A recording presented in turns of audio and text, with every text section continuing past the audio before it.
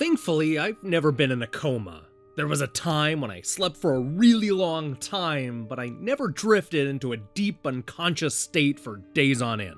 And that's definitely for the best, because Bad Dream Coma makes it look like a horrifying roller coaster ride through David Lynch's worst nightmares. If any of that sounds even remotely appealing to you, then I strongly recommend you skip the prolonged unconsciousness and go straight to Desert Fox's newest game. Bad Dream Coma is an atmospheric point-and-click adventure game with a minimalistic art style and an unforgettable story. You play a guy who's recently slipped into a coma and is desperately trying to find a way out. He fears that something is seriously wrong and he's going to be stuck in this suspended dreamscape for an eternity. This is especially frightening because he's surrounded by death and sorrow, with dangerous creatures and morbid sights around every corner.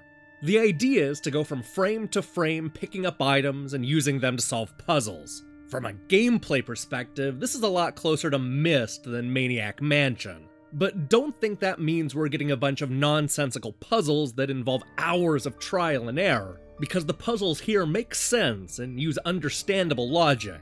Granted, sometimes it's dream logic, but I'll take that over pulling levers until you find the right combination. Bad Dream Coma is split into 8 different chapters, taking us across a destroyed bridge, through a creepy forest, past the graveyard, and into a poorly kept hospital. We meet a handful of other people stuck in this nightmare, including an overworked nurse, an arachnophobic chef, and a poor guy who's missing his eyes, ears, and hair. It's up to you to not only figure out what's going on, but to put the pieces back together in order to wake up from your coma and escape this hellish world. As a point-and-click adventure game, you've seen a lot of this gameplay before. What makes this stand out is the way the narrative unfolds and how it all looks. Every location looks like it was hand-drawn on a sketch pad, complete with mistakes and blemishes. What I really like is how it starts to play with the visual style over time, reminding us that it knows that it's a little more than a drawing. I also like the way they reuse the different parts in the world, having you see them from a couple of different perspectives. Each spot has a purpose, though that's not always clear the first time you visit them. It takes a little while to come into focus, but the emotional story is surprisingly grounded for a game set in a nightmare. Sure, we're treated to a lot of messed up visuals that come straight out of a surreal horror film, but it also tells a compelling tale about family and loss. I like the way it all wraps up, and the fact that it has multiple endings will make you want to go back through it and change the way you tackle each puzzle. The final 2 chapters are insane in the best ways possible, and I immediately wanted to go and talk to somebody about what it all meant after completing the story. It's one of those kind of games. Unfortunately, Bad Dream Coma suffers from a lot of the same problems that plague this style of point-and-click adventure game. A lot of the game revolves around dragging your cursor around the map, looking for items and things to interact with. The hand-drawn visuals sometimes make it tough to see what you're supposed to pick up, and you'll often need to backtrack in order to advance the story.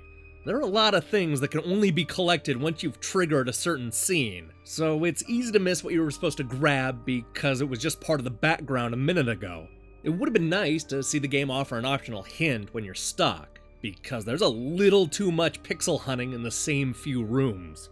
This is the kind of horror game that doesn't rely on cheap jump scares to be effective, but rather offers the type of frights that genuinely get under your skin and make you squirm. Bad Dream Coma nails the look and atmosphere, all while telling a deeply emotional story that just about anybody can relate to. And, more than anything else, this horrifying point-and-click adventure game offers a valuable life lesson.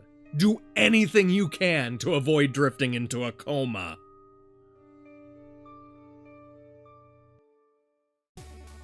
Hey, thanks for watching our review. This is just the start of what promises to be a very busy week. I already have reviews ready for Blue Collar Astronaut and Switch or Die Trying, and we'll be back shortly with a preview of Little Triangle. Speaking of which, I also have some Little Triangle codes to give away, so we're gonna have to figure out how to do that soon. And really, that's not even half the stuff I have planned for this week, so do me a favor and click the subscribe button and support what we're doing here. Until then.